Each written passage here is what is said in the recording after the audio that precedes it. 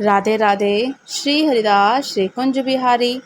कैसे हैं आप सभी लोग? आई होप कान्हा जी की कृपा से आप सभी लोग अच्छे होंगे और स्वस्थ होंगे। हरतालिका तीज के व्रत की कथा भाद्रपद के शुक्ल पक्ष की तृतीया तिथि को मनाई जाने वाली हरतालिका तीज, जो कि बहुत सुंदर और शुभकारक है। हरतालिका का व्रत करना, हरतालिका तीज की फुलेरा दूज के दर्शन करना बहुत सुंदर, फलदायक और धन संपदा, वैभव, लक्ष्मी, अन्य हर एक मनोकामनाएं पूर्ण होती है। हरतालिका तीज इस बार जो कि 26 अगस्त को है, पड़ रही है और इसकी कथा बहुत ही सुंदर अच्छी है। भाद्रपद में जो कि शुक्ल पक्ष की तृतीया तिथि को मनाई जाती है। हरतालिका तीज के व्रत की कथा, एक बार भगवान शिव जी ने माता पार्वती को उनके पूर्व जन्म का स्मरण कराने के उद्देश्य से इस व्रत के महात्म्य की कथा कही थी। तब भगवान भोले शंकर जी ने बोले कि हे गौरी, पर्वतराज हिमालय पर स्थित गंगा के तट पर तुमने अपनी बाल्यावस्था में 12 वर्षों तक अधोमुखी होकर घोर तप किया था। इतनी अवधि तुमने अन्न ना खाकर, पेड़ों के सूखे पत्ते चबाकर, बिलपत्र के सूखे पत्ते खाकर जीवन व्यतीत किया। माघ की विकराल शीतलता में तुमने निरंतर जल में प्रवेश करके तप किया। वैशाख की जला देने वाली गर्मी में भी तुमने पंच अग्नि के शरीर को तपाया। श्रावण की मूसलाधार वर्षा में खुले आसमान के नीचे बिना अन्न और जल ग्रहण किए समय व्यतीत किया। तुम्हारे पिता तुम्हारी कष्ट साध्य तपस्या को देखकर बड़े दुखी होते थे। उन्होंने बड़ा कलेश होता था। तब एक दिन तुम्हारी तपस्या और पिता के कलेश को देखकर नारद जी तुम्हारे घर पधारे। तुम्हारे पिता ने हृदय से अतिथि सत्कार करके नारद जी का सत्कार किया। उनके आने का कारण पूछा तो नारद जी ने कहा कि हे हिमालय गिरिराज, मैं भगवान विष्णु जी के भेजने पर यहाँ उपस्थित हुआ हूँ। आपकी कन्या ने बड़ा कठोर तप किया है। इससे प्रसन्न होकर वह आपकी सुपुत्री से विवाह करना चाहते हैं। इस संदर्भ में आपकी क्या राय है, मैं जानना चाहता हूँ। तो नारद जी की बात सुनकर हिमालय गिरिराज गदगद हो उठे। उनके तो जैसे सारे दुख और कलेश दूर हो गए। तो प्रसन्नचित होकर बोले कि हे श्रीमान नारद जी, यदि स्वयं विष्णु मेरी कन्या का वरण करना चाहते हैं तो भला मुझे क्या आपत्ति हो सकती है। वो तो साक्षात ब्रह्मा है। हे नारद जी, हे महर्षि, ये तो हर पिता की इच्छा होती है कि उसकी पुत्री सुख संपदा से युक्त अपने पति के घर लक्ष्मी बने रहे, और पिता की सातरता इसी में है कि पति के घर जाकर उसकी पुत्री पिता के घर से अधिक सुखी रहे। तुम्हारे पिता की स्वीकृति पाकर नारद जी विष्णु के पास गए थे। जब नारद जी ने स्वीकृति दी तो विष्णु जी के पास पहुँचे तो उनसे तुम्हारे विवाह के निश्चित होने का समाचार सुना दिया विष्णु भगवान को। मगर इस विवाह के संबंध की बात जब तुम्हारे कान में पड़ी तो तुम्हें दुख का ठिकाना ही ना रहा। तुम अति दुखी हो गई। तुम्हारी एक सखी ने तुम्हारी इस मानसिक दशा को समझ लिया। उसने तुमसे उस विषपकता के कारण को जानना चाहा। तब तुमने बताया, मैंने सच्चे हृदय से भगवान शिव शंकर जी का वरण किया है, किंतु मेरे पिता ने मेरा विवाह तो हरिनारायण जी के साथ निश्चित कर दिया है। मैं विचित्र धर्म में संकट में हूँ। अब क्या करूँ? प्राण छोड़ देने के अतिरिक्त अब कोई और उपाय शेष नहीं बचा।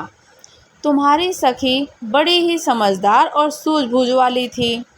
उसने कहा कि हे सखी, प्राण त्यागने से इसमें क्या कारण है?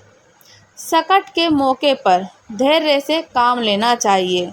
जब संकट आए तो कोई भी संकट का समय हो तो उसमें धैर्य से काम लें। नारी के जीवन की सार्थकता इसी में है कि पति के रूप में हृदय से जिसे एक बार स्वीकार कर लिया तो जीवन भर उसी से निर्वाह करें। सच्ची आस्था और एक निष्ठा के समक्ष तो ईश्वर को भी समर्पण करना पड़ता है। मैं तुम्हें घनघोर जंगल में ले चलती हूँ, जो साधना स्थली भी हो, और जहाँ तुम्हारे पिता तुम्हें खोज भी ना पाएं, वहाँ तुम साधना में लीन हो जाना।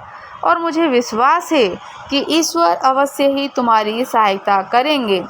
तुमने ऐसा ही किया। तुम्हारी सखी के कहे अनुसार वही कार्य किया। तुम्हारे पिता तुम्हें घर पर ना पाकर बड़े दुखी और चिंतित हुए। वे सोचने लगे कि तुम जाने कहाँ चली गई। मैं विष्णु जी से उसका विवाह करने का प्रण कर चुका हूँ। यदि भगवान विष्णु बारात लेकर आए और कन्या घर पर ना हुई तो मेरा बड़ा ही अपमान होगा। मैं तो कहीं मुंह दिखाने के योग्य भी नहीं रहूँगा। और यही सब सोचकर हिमालय गिरिराज ने जोर शोर से तुम्हारी खोज शुरू कर दी। इधर तुम्हारी खोज होती रही और तुम उधर अपनी सखी के साथ नदी के तट पर एक गुफा में मेरी आराधना में लीन थी। भाद्रपद के शुक्ल पक्ष की तृतीया को हस्त नक्षत्र था। उस दिन तुमने रेत के शिवलिंग का निर्माण कर पार्थिव शिवलिंग का पूजन किया। रात भर मेरी स्तुति की और गीत गाकर जागती रही। तो तुम्हारी इस कष्ट साध्य तपस्या के प्रभाव से मेरा आसन डोलने लग गया। मेरी समाधि टूट गई और मैं तुरंत तुम्हारे समक्ष आ पहुंचा और तुम्हारी तपस्या से प्रसन्न होकर तुमसे वर मांगने के लिए कहा। अब अपनी तपस्या के फलस्वरूप मुझे अपने समक्ष पाकर तुमने कहा, मैं हृदय से आपको पति के रूप में वरण कर चुकी हूँ। यदि आप सचमुच मेरी तपस्या से प्रसन्न होकर आप यहाँ पधारे हैं तो मुझे अपनी अर्धांगिनी के रूप में स्वीकार कर लीजिए। तब मैं तथास्तु कहकर कैलाश पर्वत पर लौट आया। प्रातः होते ही तुमने पूजा की समस्त सामग्री को नदी में प्रवाहित कर अपनी सहेली के साथ व्रत का पारण किया। उसी समय अपने मित्र बंधु और दरबारियों के सहित गिरिराज हिमालय तुम्हें खोजते खोजते वहां आ पहुँचे और तुम्हारी इस कष्ट साध्य तपस्या का कारण और उद्देश्य पूछा। तो उस समय तुम्हारी दशा को देखकर गिरिराज अत्यधिक दुखी हुए और पीड़ा के कारण उनकी आंखों में आंसू उमड़ आए थे। तुमने उनके आंसू पोंछे, विनम्र स्वर में कहा, पिताजी, मैंने अपने जीवन का अधिकांश समय कठोर तपस्या में बिताया है। मेरी इस तपस्या का उद्देश्य केवल यही था कि मैं महादेव को पति के रूप में वरण करना चाहती थी। आज मैं अपनी तपस्या की कसौटी पर खरी उतर चुकी हूँ। आप क्योंकि विष्णु जी से मेरा विवाह कराने का निर्णय ले चुके थे, इसलिए मैं अपने आराध्य की खोज में घर छोड़कर चली आई। अब मैं आपके साथ इसी शर्त पर घर आऊँगी कि आप मेरा विवाह विष्णु जी से ना करके महादेव शिव शंकर भोले शंकर से करेंगे। गिरिराज हिमालय मान गए और तुम्हें घर ले गए। कुछ समय के पश्चात शास्त्रों तक विधि विधान पूर्वक उन्होंने हम दोनों का विवाह सूत्र में बांध दिया।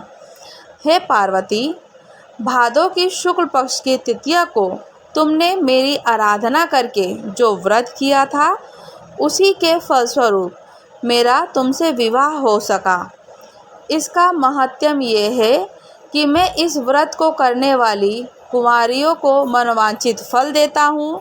इसलिए सौभाग्य की इच्छा करने वाली प्रत्येक युवती को ये व्रत पूरी एक निष्ठा और आस्था से करना चाहिए।